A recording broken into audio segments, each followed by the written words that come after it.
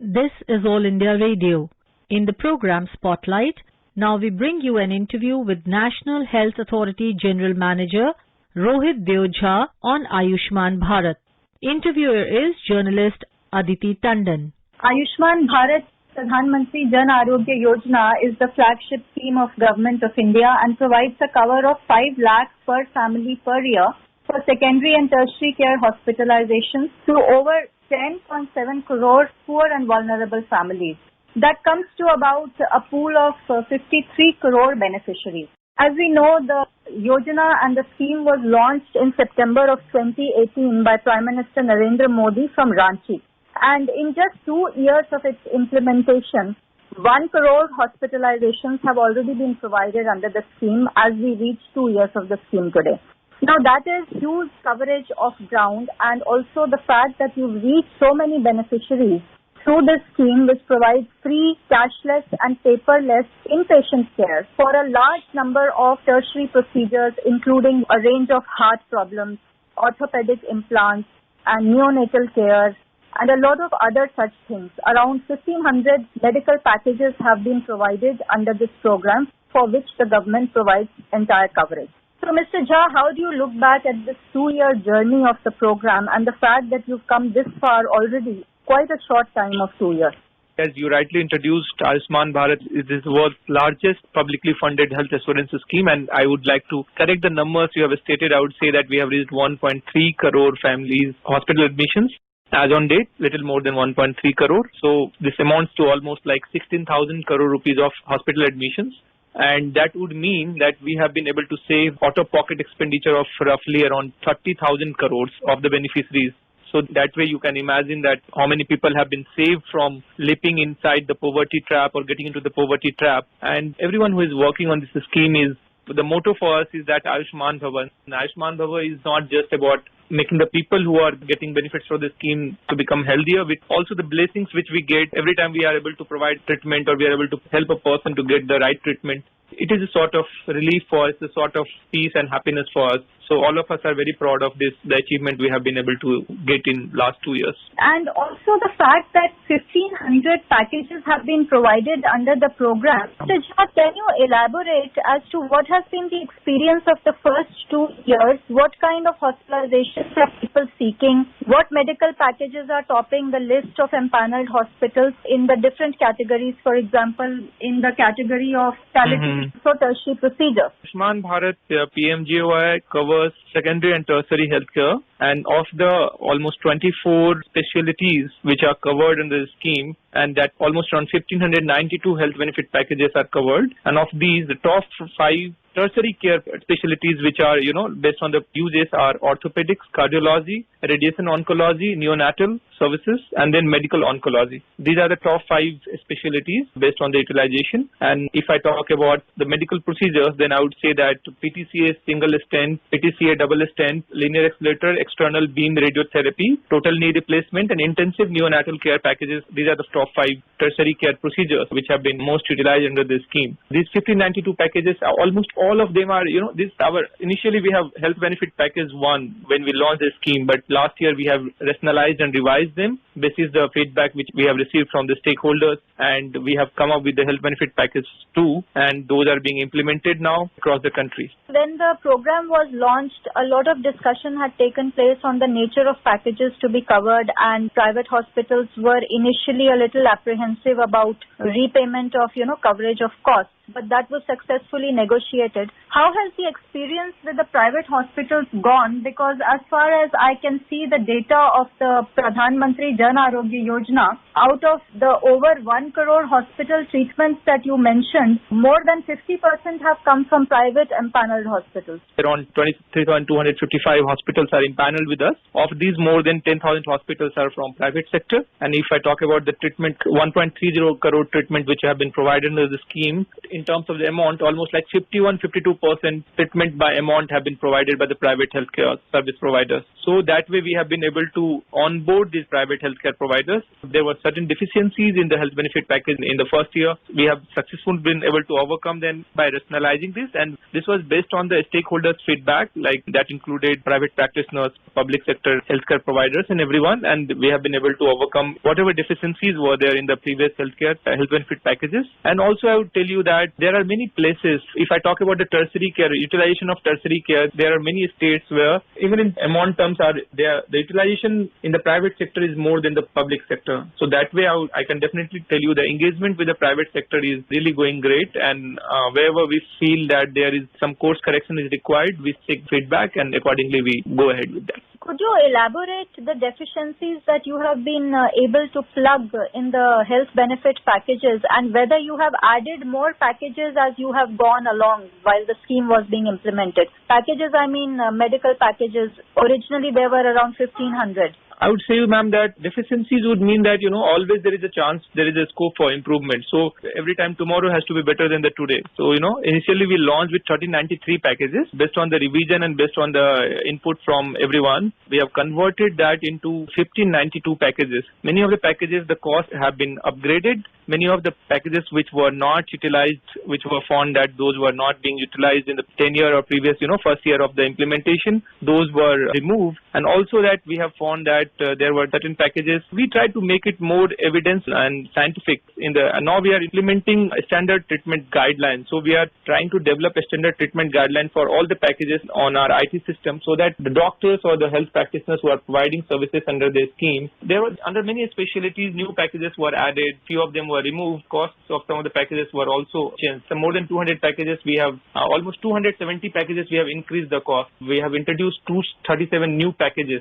Further, we have done a stratification of 43 existing packages. A stratification basically would mean that some procedure would require different kind of treatment or different kind of sort of medicine. So those were being taken care under the revised health benefit package. At the time of the launch, organ transplants had not been included as part of the medical packages. Have you been able to expand the packages to include organ transplants? Organ transplant have not been included in this scheme, even in the current package.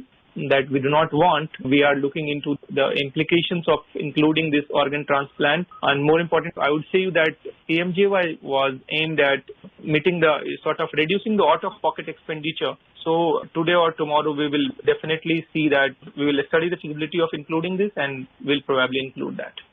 Right, that's very encouraging to hear. Also, Mr. Jha, 32 states and UTs are implementing this program, and today the National Health Authority, which runs the PMJAY program, has put out a list of best performing states. And we see that top states in hospital admissions are Kerala, Daman and Diu, Goa, Gujarat, Mizoram, Chhattisgarh and Jammu and Kashmir. Is there any specific reason that these states are doing better than other states? What is different about these states?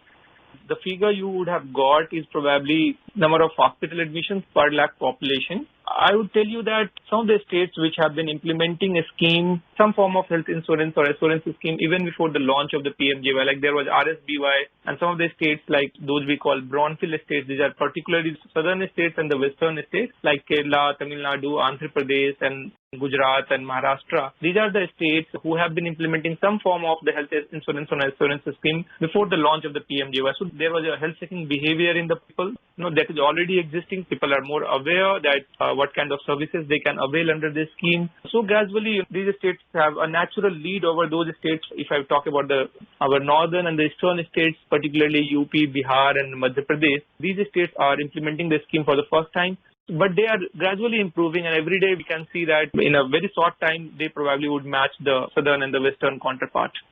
Second indicator that the National Health Authority uses to measure the performance of states is the beds in empaneled hospitals per 1,000 population. In this category, we see that Goa, Sikkim, Lakshadweep and Andamans and Nicobar Islands and Chandigarh have performed well. Are you also trying to work with states to help them improve, these indicators, beds in empaneled hospitals, and as you earlier said, proportion of free authorizations per 1 lakh population in different states for the program?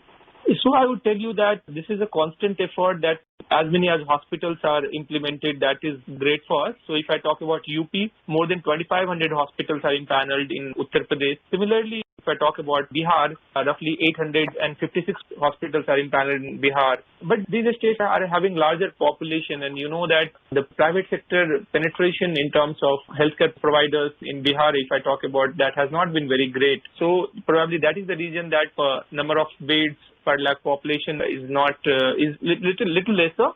But at the same time, the government has different plans to increase the penetration of healthcare providers through different modes. And you may be remembering that this time in the budget, Honorable Finance Minister has declared that some sort of viability gap funding for the private sectors to provide healthcare providers, healthcare services in the states where there is a lesser penetration. Such steps are being taken care, and also NHA is constantly, interacting with the state counterparts to see that more number of hospitals are impaneled so that beneficiaries could get the quality services at the nearest place. As we know, Mr. Jha, that Pradhan Mantri Jan Arogya Yojana is a massively ICT and technology platform driven program. Everything is cashless and paperless, and all that the beneficiaries have to do is really to go to a hospital where Arogya Mitras are supposed to help them. And NHA, as we see as of today, has issued 12.6 crore e-cards. What I want to understand from you is, do we know how much time is taken to hospitalize a patient once he goes to an empaneled facility under the program? Have you been able to track that? Because that is one way of finding out whether the system is working.